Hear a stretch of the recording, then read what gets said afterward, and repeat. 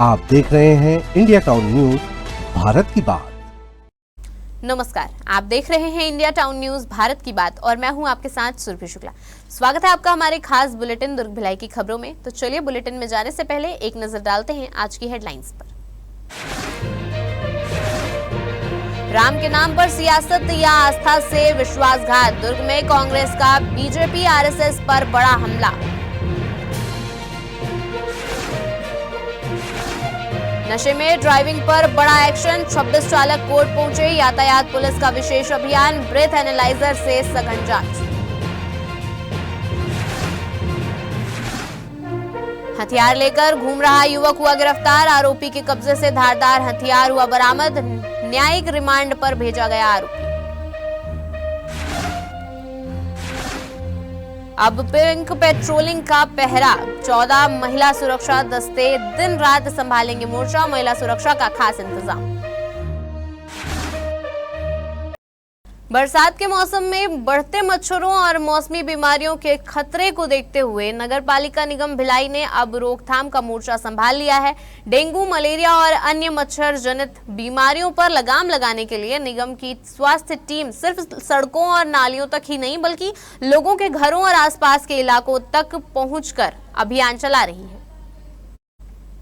भिलाई नगर क्षेत्र में मच्छर उन्मूलन दल लगातार सक्रिय है। टीम द्वारा मेलाथियान, टेमीफास और जला ऑयल का उपयोग कर नालियों, कूलरों, शौचालयों और ऐसे स्थानों पर दवा का छिड़काव किया जा रहा है जहां बारिश का पानी जमा होने की संभावना रहती है। निगम की टीम घर घर पहुंचकर कूलरों और अन्य पानी जमा होने वाले स्थानों की जांच भी कर रही है। जहां भी बरसाती पानी का जमाव मिल रहा है उसे तुरंत खाली कराया जा रहा है ताकि मच्छरों को पनपने का मौका न मिले। निगम प्रशासन का कहना है कि सिर्फ दवा छिड़काव से ही बीमारियों पर पूरी तरह नियंत्रण संभव नहीं है, इसके लिए लोगों की जागरूकता और सहयोग भी बेहद जरूरी है। निगम ने नागरिकों से अपील की है कि वे अपने घरों के आसपास साफ सफाई रखें, पानी जमा न होने दें और कूलर का पानी नियमित रूप से बदलते रहें। भिलाई निगम का यह विशेष अभियान आने वाले दिनों में भी जारी रहेगा। प्रशासन ने नागरिकों से अपील की है कि कहीं भी जल भराव, गंदगी या मच्छरों की अधिकता नजर आए तो तत्काल निगम को सूचना दें ताकि समय रहते कार्रवाई की जा सके। भिलाई के सुपेला में दिनदहाड़े दहशत फैलाने की कोशिश नाकाम हो गई। मौर्या टॉकीज के पास शराब के पैसे मांगने पर हथियार चलाने वाले एक नाबालिग समेत 2 युवकों को पुलिस ने गिरफ्तार कर लिया है। वहीं घायल हेल्पर का भी इलाज जारी है। दरअसल प्रार्थी टाटा एस से मेडिकल का सामान लेकर आया था। मौर्या टॉकीज के सामने बंधन बैंक के पास गाड़ी खड़ी कर हेल्पर दीपक मंडावी के साथ पार्सल उतार रहा था। तभी एक नाबालिग और 2 युवक वहां पहुंचे और शराब के लिए जबरन पैसे मांगने लगे।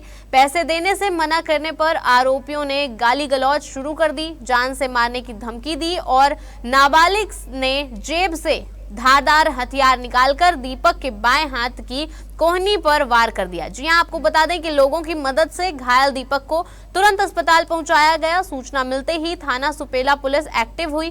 बीएनएस की विभिन्न धाराओं में केस दर्ज कर जांच शुरू की गई।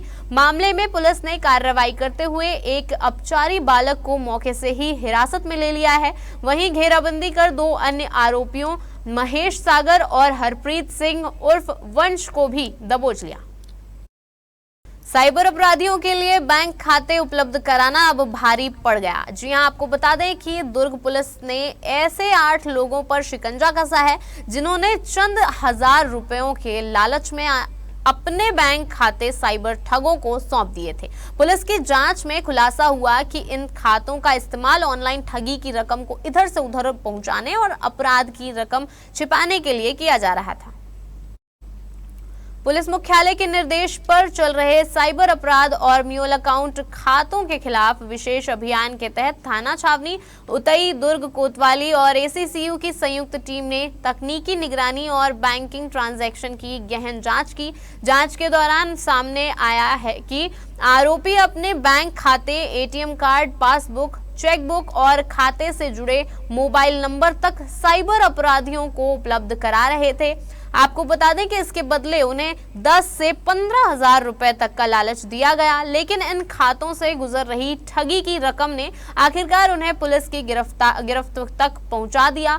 पुलिस के मुताबिक साइबर ठग इन खातों का इस्तेमाल कर ठगी की रकम को कई स्तरों पर ट्रांसफर करते थे ताकि असली अपराधियों तक पहुंचना मुश्किल हो जाए। जांच में मनी ट्रेल सामने आने के बाद पुलिस ने कार्रवाई करते हुए अश्वंश कुमार प्रसाद, सागर राम, नितिन सिंघल, अजय कुमार धहरिया, सोनू कमलाकर पाटने, राहुल यादव, रेखा सिंह और जूही तबस्सुम को गिरफ्तार कर न्यायालय में पेश किया है। वहीं दुर्ग पुलिस की इस कार्रवाई ने साफ कर दिया है कि साइबर ठगी में सीधे शामिल नहीं होने के बावजूद ठगों को बैंक खाते उपलब्ध कराने वाले लोग भी अब कानून के शिकंजे से बच नहीं पाएंगे। दुर्ग पुलिस के द्वारा म्यूल अकाउंट के माध्यम से अवैध लेन देन जो किया जा रहा है उसमें लगातार कार्रवाई की जा रही है। इसी क्रम में थाना कोतवाली, उतई और अन्य थाना क्षेत्रों में म्यूल अकाउंट के माध्यम से जिन्होंने अपराध कारित किया है ऐसे 8 लोगों की गिरफ्तारी की गई है। आगे नियमानुसार कार्रवाई की जा रही है। राम मंदिर में चढ़ावे और चंदे को लेकर उठे विवाद पर छत्तीसगढ़ के दुर्ग में कांग्रेस ने बीजेपी और आरएसएस के खिलाफ मोर्चा खोल दिया। कांग्रेस ने आरोप लगाया कि भगवान राम के नाम पर जुटाए गए चंदे और मंदिर के चढ़ावे में गड़बड़ी हुई है। पार्टी ने इसे करोड़ों श्रद्धालुओं की आस्था से जुड़ा मामला बताते हुए जवाबदेही की मांग की है।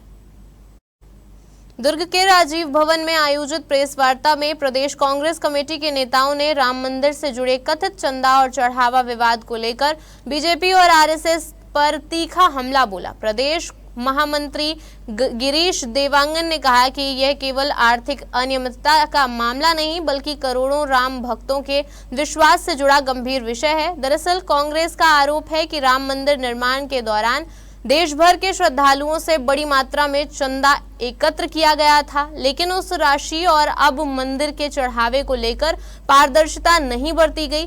पार्टी ने कहा कि भगवान राम के नाम पर राजनीति करने वालों को अब जनता के सवालों का जवाब देना चाहिए। आपको बता दें कि प्रेस वार्ता में कांग्रेस नेताओं ने इस पूरे मामले की निष्पक्ष जांच, जवाबदेही तय करने और पारदर्शी व्यवस्था लागू करने सहित 5 सूत्रीय मांगे रखी है।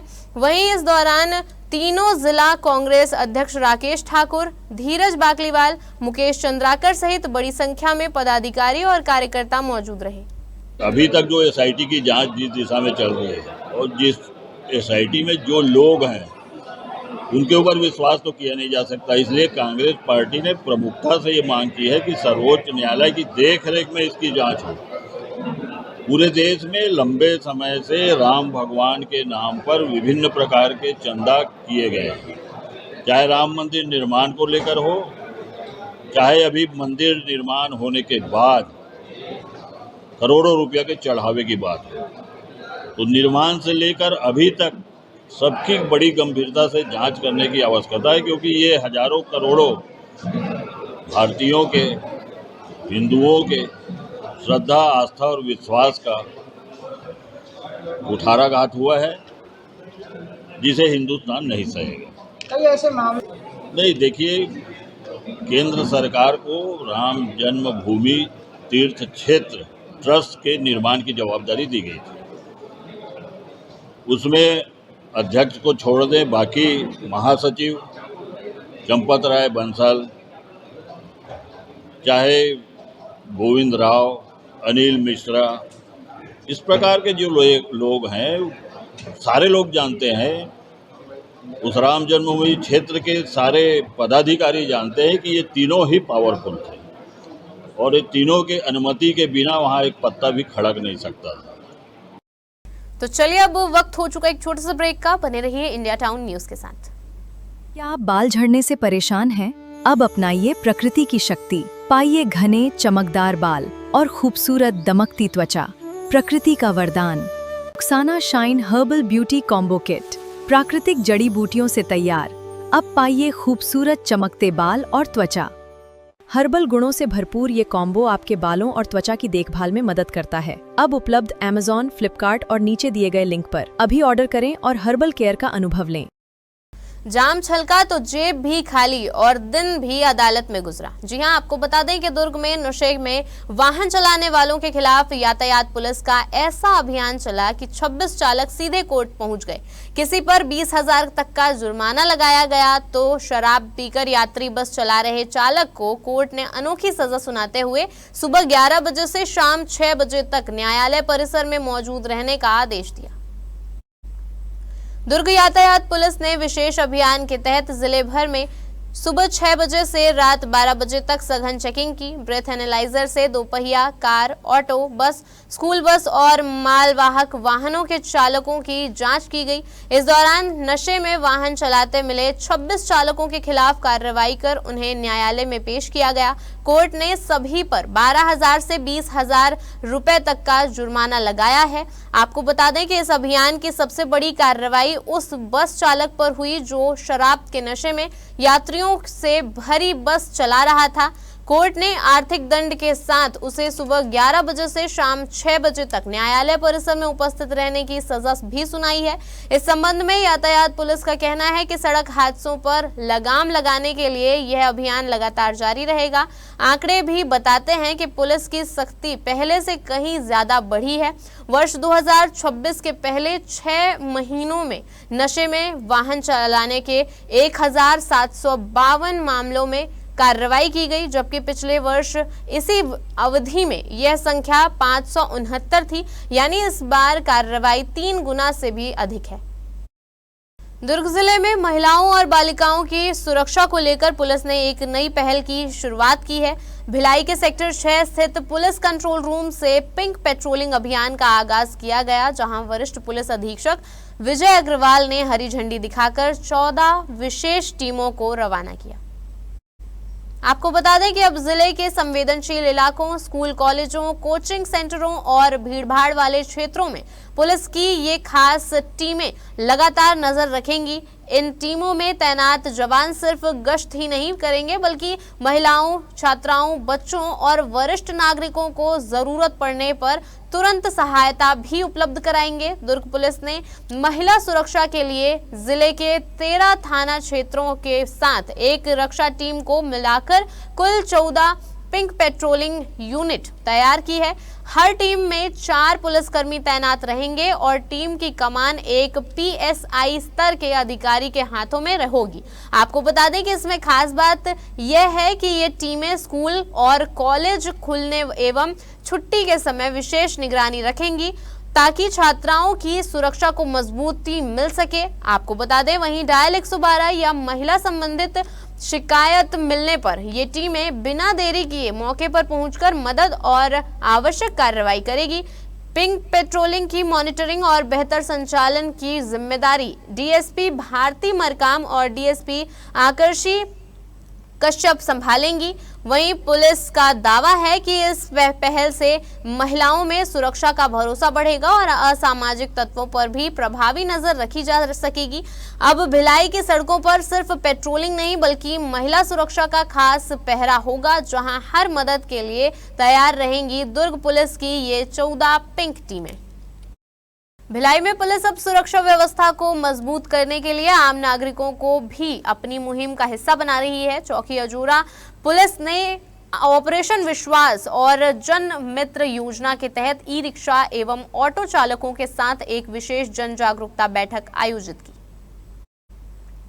इस बैठक में चालकों को सिर्फ यातायात नियमों की जानकारी ही नहीं दी गई बल्कि उन्हें शहर की सुरक्षा व्यवस्था में अहम भूमिका निभाने के लिए भी प्रेरित किया गया। पुलिस ने बताया कि ऑटो और ई-रिक्शा चालक दिन भर शहर के अलग अलग हिस्सों में रहते हैं। ऐसे में वे संदिग्ध गतिविधियों पर नजर रखने में पुलिस के सहयोगी बन सकते हैं। बैठक में साइबर अपराध, ऑनलाइन ठगी के नए तरीकों से बचाव, साइबर हेल्पलाइन और नागरिक सहायता हेल्पलाइन की जानकारी दी गई। इसके साथ ही चालकों को नशे से दूर रहकर वाहन चलाने, यात्रियों से बेहतर व्यवहार रखने और किसी भी संदिग्ध व्यक्ति या आपराधिक गतिविधि की सूचना तुरंत पुलिस तक पहुंचाने की अपील की गई। पुलिस का कहना है कि इस पहल का मकसद केवल अपराध रोकना नहीं बल्कि पुलिस और जनता के बीच विश्वास का रिश्ता मजबूत करना भी है ताकि भिलाई को और सुरक्षित बनाया जा सके। भिलाई 3 में दहशत फैलाने की कोशिश कर रहे एक युवक को पुरानी भिलाई पुलिस ने गिरफ्तार कर लिया है। बताया जा रहा है कि आरोपी शमशान घाट के पास धारदार हथियार लेकर आने जाने वाले लोगों को डराने धमकाने का काम कर रहा था, जिससे इलाके में भय का माहौल बन गया था। मुखबिर से मिली सूचना के बाद पुरानी भिलाई पुलिस ने बिना देर किए मौके पर दबिश दी और घेराबंदी कर आरोपी मोहम्मद इमरान को पकड़ लिया। तलाशी के दौरान उसके पास से एक धारदार हथियार बरामद किया गया। पुलिस के मुताबिक आरोपी के खिलाफ आर्म्स एक्ट की धाराओं के तहत मामला दर्ज कर कार्रवाई की गई है। आरोपी को गिरफ्तार कर न्यायिक रिमांड पर भेज दिया गया है। मामले में पुलिस का कहना है कि क्षेत्र में अपराध और असामाजिक गतिविधियों पर लगाम लगाने के लिए लगातार अभियान चलाया जा रहा है। सार्वजनिक स्थानों पर हथियार लेकर लोगों में डर पैदा करने वालों के खिलाफ आगे भी सख्त कार्रवाई जारी रहेगी। हमारे खास बुलेटिन दुर्ग भिलाई की खबरों में फिलहाल इतना ही। अब मुझे दीजिए इजाजत और आप देखते रहिए इंडिया टाउन न्यूज, भारत की बात। नमस्कार। आप देख रहे हैं इंडिया टाउन न्यूज, भारत की बात।